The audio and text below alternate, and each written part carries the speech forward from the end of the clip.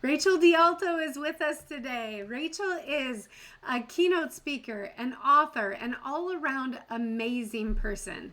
She's an expert on communication, leadership, and relatability. She just published her book, The Relatable Leader: Create a Culture of Connection.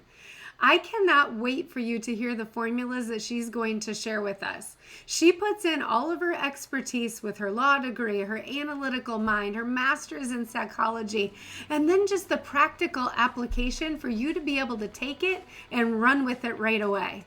Stay tuned to Lead with Spark as we dive in with Rachel. Welcome to the Lead with Spark podcast, the show where real women lead with authenticity, show up with presence, and live out their purpose.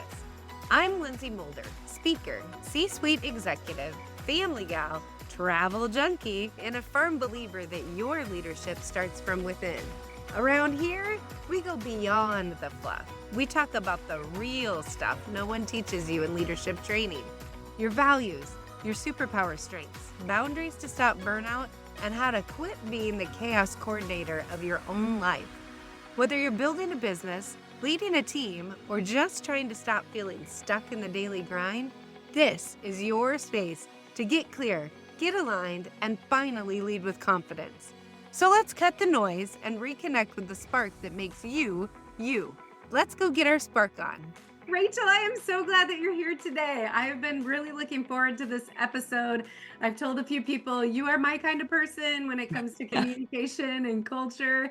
So I've been really looking forward to this conversation. Thanks for being here. I'm so excited to be here and have this conversation. And I love my kind of people. Yes. Well, hey, I know we've had an opportunity to chat, but some of my listeners might not know you yet. So why don't you tell us a little bit about you and about your work?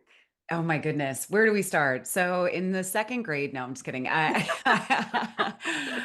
So my focus now is in communication, connection, and leadership. And so that's really the trifecta of my work. I have a bizarre roller coaster of a past, one from lawyer to startup founder to TV personality to speaker. And so that's 20 years in a nutshell. But my real focus is really helping build human connection, and especially in the workplace, just because I feel like it's probably it's the most declining area of human connection. Not that there aren't other ones. I think we're declining in many of them, but I feel like it's the one that I can help the most in right now. Yeah. And that's really, I know I've got your book sitting here. That's really what your latest book is on too. Can you give Yeah. us a synopsis? Sure. Yes, I can condense anything into 10 seconds or less. But yeah, so Relatable Leader was born. I had a book come out in 21 that was really it was about being relatable in general. So whether we're talking professional, personal relationships, friendships, romantic, and through that I realized, oh my gosh, there's such a need from a leadership standpoint in terms of how do we build that connection with our teams. And for this book, I really wanted to understand it from a lot of different perspectives, but I had a hypothesis that we didn't know what teams were really looking for, and that leaders were showing up in a way that maybe they read it recently or they saw an article and they're like, this is what they need and this is what I need to focus on. And so I wanted to understand from different perspectives. So I did my own research on this one. I did a proprietary study and wanted to understand what are the traits? How do we do it? How do we give people what they're looking for? And that's really what Relatable Leader is about sharing all of those traits that our teams are looking for and how to really bring them to life. Because it's one thing to know that, we need to have trust. Well, how do we do that? Because I think we see that oftentimes, like, you need to build trust. Of course, of course we need trust, but what does that look like in practice? And so that's what I wanted Relatable Leader to be, is just very practical. You can open up to any of the pages and be like, okay, this could make me a better leader today if I just do XYZ on these pages. And so that was my intention. Is I like to get to the root of the matter. Let's go. Let's figure it out, Yeah. and let's start doing it now. Yes. You're so right. I mean, if we just use the buzzwords without any definition behind it, people are like, well, of course I build trust. Of course I'm Yeah. relatable. Of course I'm likable. Yeah, that's so spot on. So, for people that might not be familiar, what do you consider the definition of a relatable leader to be? Yeah, and I appreciate that question because it is and sometimes people are like, well, I don't want to be that relatable. And then when you understand the definition of it, yes, you do. It's not likable. Likable, I always say, is small talk, small smiles, likable people. They're nice to be around. They could be easy to talk to, but there's a limit to that. Whereas Relatable means that you attract investments of energy and time. People feel seen by you. You see yourself in that person and you feel the benefit of the connection. It really requires another level. And that's where relatable to me means that you are invoking loyalty and a desire to stay attached to this person versus, yeah, I like my boss, versus I relate to my boss. I feel like my boss is relatable and able to really build that next level of a connection of a relationship. Yeah, yeah. I have a client one time that told me, "Well, I don't want to be relatable because I want to keep my personal life personal." And that's not what you're talking about at all. No. And that's where authenticity, I think, oftentimes gets a bad rap and possibly overused, even though it's still the word that, that really does define things. But they think if I'm going to be authentic, if I'm going to be relatable, I have to share everything with everyone. And that's not the case. There's so many layers to things, but it's showing people that you are a real person. And it doesn't mean that you share so much about yourself, but maybe you do share some of your struggles. Maybe you do share some of your backgrounds. Maybe you do have a conversation about someone's dogs and life. It doesn't even have to be about you. You Mhm. can be real by being curious about someone else's life and maybe ask them a personal question about their partner or, like I said, their pets. We'll talk about dogs all day, and then you're not oversharing. You're just actually showing that you're a human being, and I think that's where we miss the mark in terms of that approach to leadership. Yeah, I couldn't agree more. When we're having those conversations, I think it's interesting because statistics will tell us the person that talks the most is the person that thinks it was the best conversation. So Yes. you're right when you say ask a lot of curious questions, be inquisitive, be open-minded and open-ended at the same time so that you can keep them talking, and that brings that relationship in and develops that relational capital that we're all after. 100%. And I use that study all the time because I think it's just such a great reminder. You could be the biggest introvert ever and still rock a conversation because you're just getting them talking. And who doesn't want to talk about themselves and get that ball rolling? And maybe you are the person who doesn't want to talk about themselves, but it just shows that interest and some of the traits that we found in the study that people are really looking for are all around communication. An active listener came up as one of the top five. And I think when I look at a lot of the research, when I look at people when they're asking for something, when they're listing something as a trait they want in a leader, they need in a leader, it's oftentimes because they don't have it. It's because they're Mhm. not getting it. And Yeah. so that's where it becomes so surprising to me, where I'm like, I believe that a lot of these traits just don't exist in leaders because they're focused on something else. And so it's getting back to basics sometimes. Yeah. Well, and rightfully so. I mean, our world is moving so fast right now. We have, 60 to 80,000 inputs coming at us on so many devices. We have device fatigue and we're missing those nonverbals that it's hard to get some of the traits that you're talking about. What else was at the top? So what was at the very top of the list actually Yeah. shocked me to the point where I was confused. I had to go into the actual data points because it was already I was given the synopsis at that point, and I was like, no, no, no, I need the raw data on this because this doesn't make sense. Respect was at the top of the Ah, list. And I thought that was a given. yeah. But, you just think that people are looking for respect from their leadership, and then you start to have conversations. And after the data came back, I started to really dive in and do more smaller groups and try to say, like, is this really a problem? And the answers were yes, is Yeah. that people don't feel respected by their leaders. And it's such an easy fix in the right settings. Obviously, I had a conversation recently with someone. They're like, well, who can't be fixed? And I was like, well, the psychopaths. Like, if you're if you're a You sociopath, know, a psychopath, like, yeah, maybe probably this not isn't going going to to work. happen. But for most people, one of the definitions that I came across when I was studying respect and really trying to understand, well, what does this mean? If respect is number one, there was a study that said respect is the manifestation of believing a person has value. And Oh, I so love that definition. it gave me goosebumps, and it still does every time I think of it or Yeah. say it. And I'm like, wow, that's something every person could focus on doing. Like, that could be your intention for the rest of the day, is I want to make sure my team feels like they are valued. And that just turns into all of these other elements. It definitely coincides with all the other things we're looking for. But I'm like, imagine if, imagine Yeah. if you don't read the book. And Yeah. instead, the only thing you focus on is I want to make people believe that they're a valuable part of my team. That's interesting. I do a lot of, as you know, I do a lot of value work. And so Yeah. respect is one of my top values. And I Yeah. always think it's crazy how other people that I find that have respect up there, we have different definitions. But Yeah. what you just said summarizes all of it into one. I mean, that falls to all of it. And people don't realize when they are disengaging their team because of lack of respect, skipping one-on-ones all the time, for example, not responding to emails for a week. Those are all attributes of respect.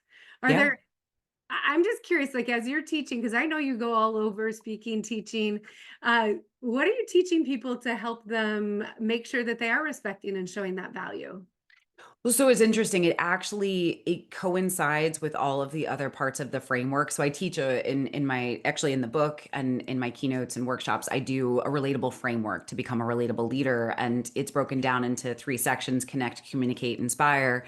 And within those, respect is infused in everything else, because when you are showing someone that you're trustworthy, you're building respect. All of the things that you do to build trust earn respect. All the things that you do to show your human side are showing that you respect somebody enough to show that out there. All the ways that you listen to someone are respectful. So that value, because I got so confused, and I'm sure you appreciate this as somebody who tries to kind of tie things up in a nice bow, or create that framework that makes sense. So when the study came out, I was like, well, where does respect fit in? Is this Yeah. like a new pillar? Is it like respect, communicate, and and trying to figure out how to make that make sense? And then that's when I realized respect's a part of all of it. And so that's what I always kind of come back to is when you are active listening, you're showing respect. When you are communicating clearly, you're showing respect. All of these elements are part of it. So Yeah. it's not these like broad sweeping gestures of like, Lindsay, you're valuable. Yeah. It's smaller. Yep. The little deposits every day that build up Yes. that relationship. Yep. Yes. Yeah, exactly. One thing that I found is interesting, and maybe you can talk about this. What about the generational differences? Because we're Yeah. getting bigger and bigger. People are working longer in the workplace, and now we've got the new 20-year-olds coming in. Talk a little bit about what you found and what you share in the book on that. Yeah, and it's so fascinating too. So this study was done just last year, so it was fourth quarter of 24. And at that point, we saw that there was still a good portion of boomers in the workplace and a small amount of Gen Zs. And I said, I want to have it equally represented across all of those generations, minus Gen Alpha. I joke around. I was like, Gen Alpha is my 15-year-old daughter who's working at the ice cream parlor right now.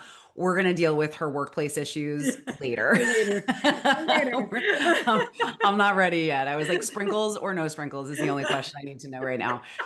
But for the rest of them, I wanted to make sure they were equally represented so that one, we can understand, because they're all still in the workforce. Boomers Yeah. Yeah. are slowly leaving, or I shouldn't say slowly, because by 2030, it looks like, we're going to have probably 5% of boomers, but then Mhm. Gen Z and millennials are going to take over the majority of everything. Yes. And my generation, which is like, I'm a young Gen X, old millennial, I was like, I don't know what we're doing. We're trying to figure this stuff out. We're forgotten. Um, but what was so fascinating to me was two things: is how alike we are, and then how dissimilar we are in specific areas. And from broad strokes, we're all looking for the same thing. It wasn't like boomers were looking for, pizza parties, and Gen Z wanted respect. It was everybody, from all ages were looking for pretty much the same traits. It was the nuances of things that started to change. It was how you lead them specifically that started to be a little bit different. And like recognition was one of those things where there was a lot of differences, where boomers want more recognition, which was ironic to me because I think we call the younger generations the trophy generation. Yeah. And so that's where I was like, is it the pot calling the Mm. kettle black over here? Wow, that's interesting. Yep. So that So, was fascinating to me. so the traits that like the foundation Yep. was the same for everyone. Like, Foundation was the same. The top five traits were nearly identical. There was a couple that would be a little, kind of teetering on the brink, but it was respect, trust, and then three around communication. It was communicates clearly, active listener, honest and transparent. And that okay. was identical across the board of the generations. And then there were a couple things that would kind of shift because we had about 25 traits that we were asking. So when those five went to the top, I was like, oh, that's a legitimate separation. Because it wasn't not that emotional intelligence, like all these other traits are good. And I want to say, like, anytime people are like, well, what about emotional intelligence? Like, still be emotionally intelligent, please. Don't stop. Just these Yes. are at the top. They But these are they at the top. rose above everything else. Yeah. Yeah. Yes. So that generational study it just fascinates me because you're right. We see on all the social media, the little memes like, how do you tell that you're blah, blah, blah, and Yeah. the funny little quirks. So when it comes down to the how, if you're a leader who's concerned about this and you've got a big gap, where would you tell them to focus? Well, honestly, I would focus on getting those foundational principles right because at the end of the day, if you get those top five well and you're doing them well, it covers all of the generations. But if you have somebody, I look at it more as like putting out the fires of say you have someone who's a baby boomer and they're unhappy, but they're still an asset or there's a lot of brain drain that could happen if your boomers leave too early. Then it's like, well, how can we make sure that we're focusing on them? And how can we make sure? And so then it does come back to how do I make them feel seen? How do I validate them more and make sure that their contributions are recognized more so that they do feel like they're still invested? And it makes sense when you think about it Yeah. where boomers are really looking for recognition is because sometimes it feels like they're being kicked out. I've talked to people who are, not quite ready to retire, but don't feel like they're being treated as they were when they were in their prime of constant, promotions and elevation. And so Mhm. from a psychology standpoint, it makes absolute sense that this is how they're feeling. It's just, are we recognizing it and are we doing something about what we recognize? Yeah. Yeah. That's just fascinating. And with the world changing to remote and hybrid and just I mean, you can't tell tone from a text message. You can't see body language in an email. I know you talk a little bit about this moving into the remote and hybrid Yeah.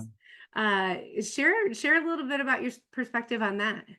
Yes, and so that's where it's more work as much as it feels like it makes things more efficient and everybody wants to be not everybody, I don't want to completely generalize that, but a lot of people do want to be home, they want to be remote working from a leadership perspective. It's more challenging. And one of the things, and you mentioned it before, is like, completely avoiding one-on-ones. Well, that happens a lot with remote Yeah. work because Yeah.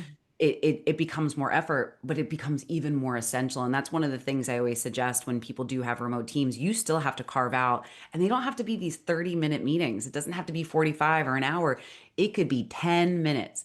If I'm a leader leading a remote team, I am setting up a calendar where every person that reports directly to me has to check in with me for 10 minutes a week. Yep. And if you can't do a week, depending on the size of your, I can feel somebody in the background being like, wait a second, like that's my entire schedule. So maybe it's every 2 weeks, maybe it's once a month, whatever that cadence is that makes like it feels sense to you.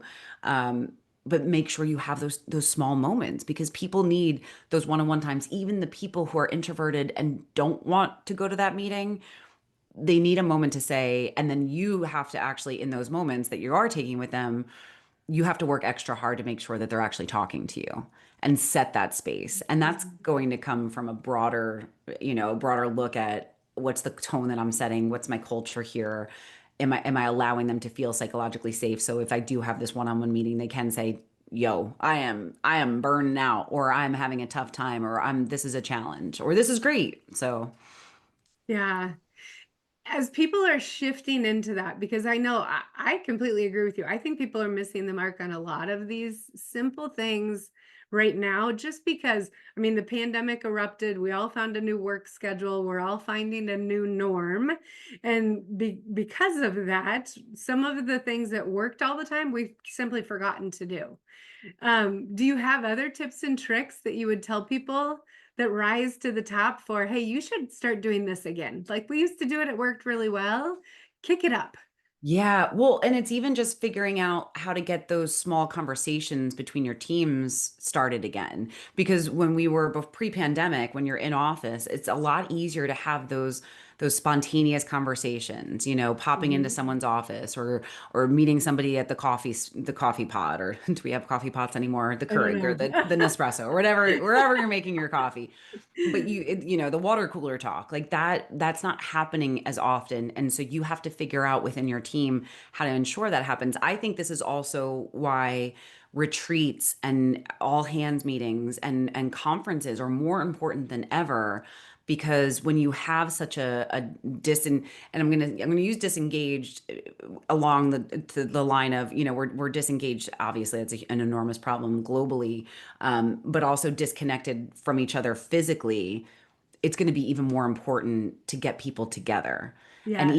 even the ones that say they don't want to go, when they're there, they're enjoying the energy of it, and it makes an impact on the team. And that's something I think we've gotten away with not having as many, especially since the pandemic, because we've given the excuse of, well, post COVID, like nobody wants to get together or it's too expensive and stuff. And so now we're kind of getting to that spot where it's like, oh no, these need to be just intentional. They need Yeah. to be purposeful, and you need to give people a chance to have those connections form, because it's so much better. Like, Lindsay, you and I are having this conversation now, but like think about when we're at a restaurant together and Right. we're having a drink or we're having a cup of coffee, and then all of a sudden it's like it's a different level of relationship.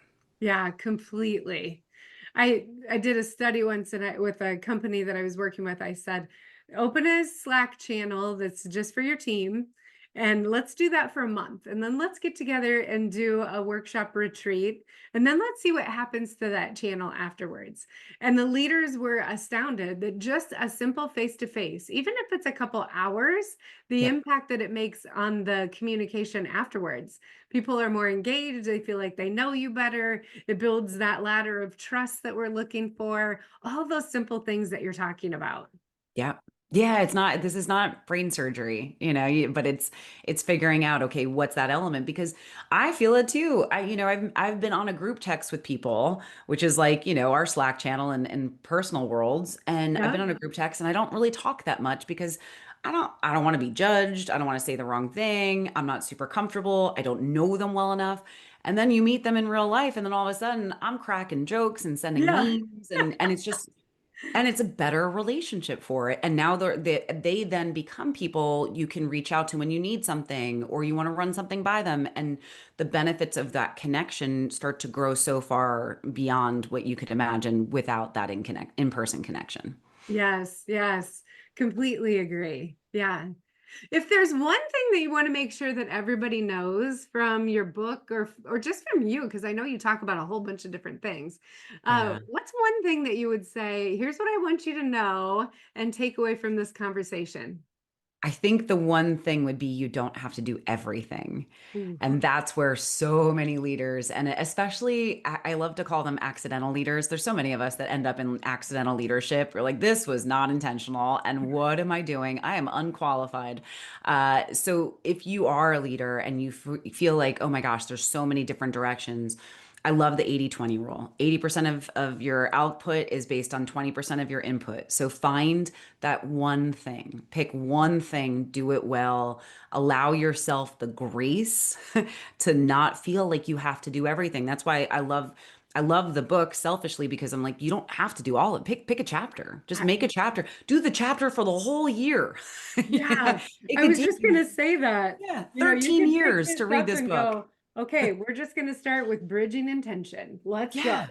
And And you can start with that particular chapter. yep, versus reading a book or listening to a podcast or hearing a speaker and be like, "Oh my gosh, I have to do everything. This is overwhelming." No, you don't. No, you Yeah. don't. Yeah. And we hear that so often. I don't have enough time to learn anything. I'm Yes. completely overwhelmed. My calendar is already full.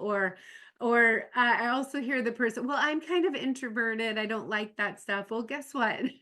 Whether intentional or not, this is the role that you're in. And Yep. so it's time to take accountability. And we can do it by listening to podcasts like this, like you said, read a chapter in a book and figure out how to implement it. Yep. Yeah, just one step at a time. Don't feel like you have to do everything all at once, because then you do nothing. Yes, yes. I think it's cool too. I'm just going to give you a shout out because I absolutely love this. In the back of the book, for all of our listeners, go way to the back. I'll hold it up here if you're looking. There's an engagement survey. So if your company doesn't do this, I think this is a great way to figure out where to start with that. Like, which things should I even start talking about? Because you can ask these questions of people, and that tells you exactly where you should start, which chapter to read first or which thing to implement. Yeah. Exactly. And that was my thing. As I was writing the book, I was thinking, wow, some people, there are people who retain companies and they do these extensive engagement surveys every year. And then there's some organizations who either don't want to ask the questions or don't want to engage, an organization to do it. And so I'm like, these are questions everybody should be asking, Yeah. whether it's directly in a one-to-one or if it's in a survey that you can make it anonymous. These are things that we should be talking about. Yeah.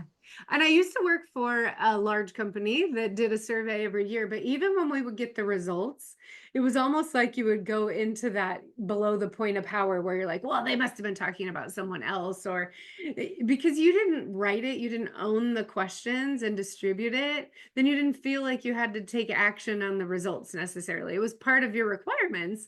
But when Yeah. you're doing it like this, even you can do it just with your team, with your small team. How do you Yep. suggest that people would implement that?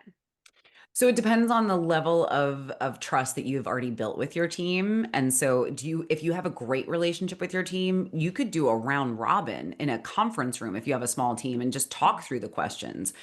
You could go one-on-one with someone. If you feel like someone's kind of having a rougher time, these questions can be tweaked to have that one-to-one conversation to make sure that those aspects of leadership are being taken care of. And then I'm a big fan of data. As if you can't tell, I'm so Little nerdy. But analytical personality coming yes, out. I was like, give me the numbers. And so you could turn it into an actual survey. There's plenty of places online that you can do even free surveys and anonymize it and send it out and be able to get a baseline, which is one of Yeah. my favorite things because I'm a big this is like I joined this health provider online where you do blood work like twice a year, and I love it because it's like you see the baseline and then you see what happens 6 months from now or 6 months from then, which you can absolutely do with this survey. You could send it out now and you could put it into an online format, make it anonymous, let people reply to it, and then test yourself in 3 months and 6 months to see that you're improving. Because questions are awesome. It's great to get that baseline. It's great to start this conversation. But if you do absolutely nothing about it, then please don't. Like Yeah. don't even Right. open the box. Yes. Yes. It is a commitment. And I think the other thing going into it is we really have to have an open mindset as we think about it, because you're going to hear things that shock you, that you think you might have done a really good job on, and it didn't land right. Or you're going to think that you're really great in one area, and then you're going to completely be disgruntled when you figure out that, whoa, I'm not doing as good as I was. And when we go into it open minded and we're like, I really do want to know the pain points, I really do want my Yep. team to feel valued, I want them to grow, I want to create this certain culture. And sometimes that's a little bit of work up front, like getting your mindset right, thinking about what you want your team to be built on, and the foundation, all of that as you go into it. Because if you do take those results very personally, then you're going to be paralyzed moving forward. But if you go into it knowing, hey, I'm not as good as I think, and this is going to be a great opportunity to have it pointed out, then you're able to take action. 100%. And it goes back to a growth versus fixed mindset of, am I always looking that I'm evolving? Is there always room for growth, or am I stuck here? Can I not Yeah. get out of my own way? And the best leaders are willing to say, even if this feels like criticism, it's constructive. And Yes. if you are a leader who is expected and has to deal with constructive criticism and dishing it out, we have to be able to take it. Yep. Yeah. Yeah. Crazy. I know one of the things that I was looking at, uh, communication, recruiters say that's the number one skill right now that they're looking for. It Yeah. has nothing to do with what degree did you get, what special talents do you have, or skill sets, or trades, or any of that. And so three of your top five were all in communication, which just Yep. supports that. Yeah. And it's what we spend the most time and money trying to do. And yet I think it was 86% of all of our problems are caused by communication issues at work. And that makes sense because I think oftentimes we communicate in the way that we want to be communicating, in the way that we think communication will land, and we communicate from our perspective, our environment, and then we don't care about how it's comprehended. And I always say, communication is key, but comprehension is essential. Like Yeah. we have to we have to make sure it's landing. You have to And say it so it's heard, not yes. according to what you said. Yeah. And so are they sitting there confused at the end? Are we making sure that it was comprehended? Or are we just saying, hey, I said it clearly?